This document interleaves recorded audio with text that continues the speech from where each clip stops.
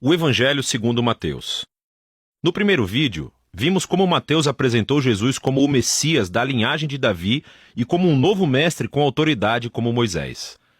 E também como Emanuel, que em hebraico significa Deus conosco. Depois que Jesus anunciou e ensinou a chegada do reino de Deus, e depois que ele trouxe o reino para a vida cotidiana do povo de Israel, vimos que Jesus foi aceito por muitos, mas rejeitado por outros, especialmente pelos líderes religiosos de Israel, os fariseus. Então, a grande pergunta é como esse conflito entre Jesus e os líderes de Israel se desenrolará. A próxima grande sessão, capítulos de 14 a 20, explora todas as diferentes expectativas que as pessoas têm sobre o Messias. Então Jesus continua curando pessoas enfermas e 2 vezes ele até milagrosamente fornece comida para as multidões no deserto. Uma é composta de judeus e a outra é uma multidão não judia. E esse sinal é muito semelhante àquilo que Moisés fez por Israel no deserto. E assim todas essas pessoas estão empolgadas com Jesus. Eles acham que ele é o grande profeta e o Messias, mas não os líderes religiosos. A visão que eles têm do Messias é baseada nas passagens que encontramos em Salmos 2, ou Daniel capítulo 2, sobre um Messias vitorioso, que libertará Israel e derrotará os opressores pagãos. E do ponto de vista deles, Jesus é um falso mestre. Ele está blasfemando sobre quem ele é. E então, há histórias aqui sobre eles aumentando sua oposição, tramando um plano para matá-lo. E assim, em resposta, Jesus se retira. E começa a ensinar a seus discípulos mais próximos o que significa ser o Messias de Israel, porque ele não é quem as pessoas estão pensando. Então Jesus pergunta a seus discípulos no capítulo 16, quem vocês acham que eu sou? E Pedro dá a resposta certa aparentemente. Ele diz, bem, você é o Messias, o Filho do Deus vivo.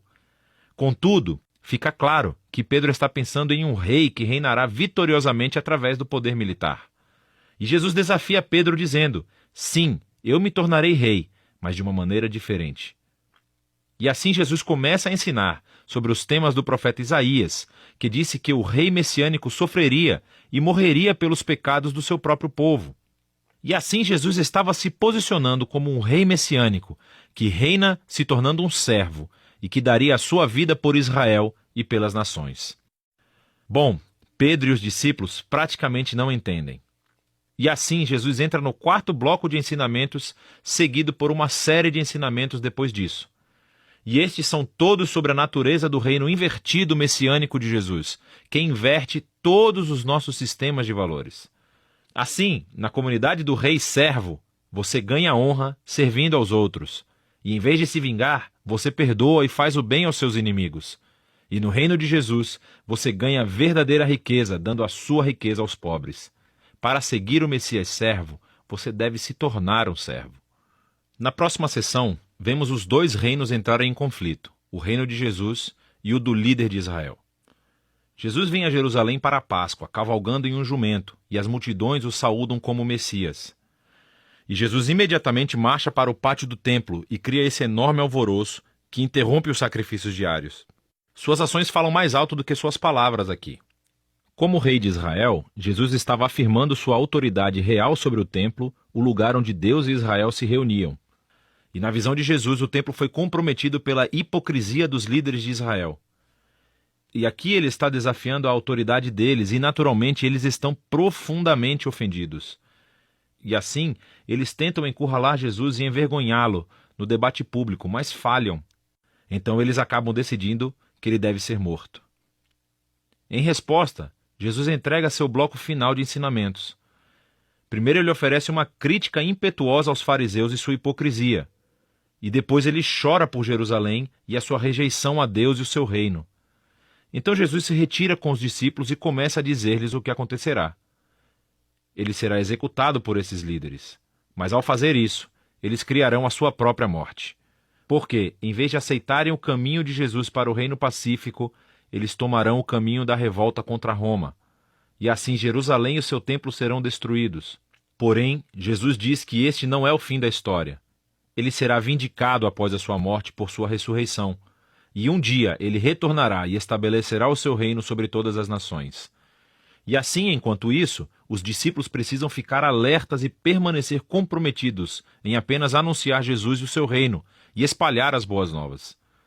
E assim, com tudo isso nos ouvidos dos discípulos, a história chega ao clímax. Naquela noite, Jesus chama os discípulos e celebra uma refeição de Páscoa com eles. A Páscoa reconta a história do resgate de Israel da escravidão através da morte do Cordeiro Pascal. E Jesus toma o pão e o vinho desta refeição como novos símbolos, mostrando que a sua morte será um sacrifício que redimiria o seu povo da escravidão, do pecado e do mal. Depois da refeição, Jesus é preso e é levado a julgamento perante o Sinédrio, um conselho de líderes judeus, e eles rejeitam a sua pretensão de ser o Messias. Eles o acusam de blasfêmia contra Deus. Então Jesus é levado perante o governador romano, Pilatos, e ele acha que Jesus é inocente, mas cede à pressão dos líderes judeus e sentencia Jesus à morte por crucificação. Então Jesus é levado pelos soldados romanos e crucificado. Você notará aqui nessa seção que, assim como Mateus fez nos capítulos iniciais, ele aumenta o número de referências ao Antigo Testamento. Ele está tentando mostrar que a morte de Jesus não foi uma tragédia ou um fracasso, mas sim o surpreendente cumprimento de todas as antigas promessas proféticas. Jesus veio como o Messias servo mencionado por Isaías. Ele foi rejeitado pelo seu próprio povo, mas em vez de julgá-los, ele foi julgado em seu lugar, suportando as consequências dos seus pecados. Então, a cena da crucificação chega ao fim e o corpo de Jesus é colocado em um túmulo. Mas o livro termina com uma reviravolta surpreendente, o último capítulo. Os discípulos descobrem no domingo de manhã que o túmulo de Jesus está vazio. E então, de repente, as pessoas começam a ver Jesus vivo dentre os mortos. E o livro conclui com o Jesus ressuscitado, dando um ensinamento final, chamado a Grande Comissão. Jesus diz que agora ele é o verdadeiro rei do mundo. E assim, ele envia seus discípulos para todas as nações com as boas novas de que Jesus é o Senhor. E que qualquer um pode se unir ao reino sendo batizado e seguindo seus ensinamentos. E ecoando de volta até o seu nome Emanuel, Deus conosco, do capítulo 1, as últimas palavras de Jesus no livro para os seus discípulos são: eu estarei com vocês.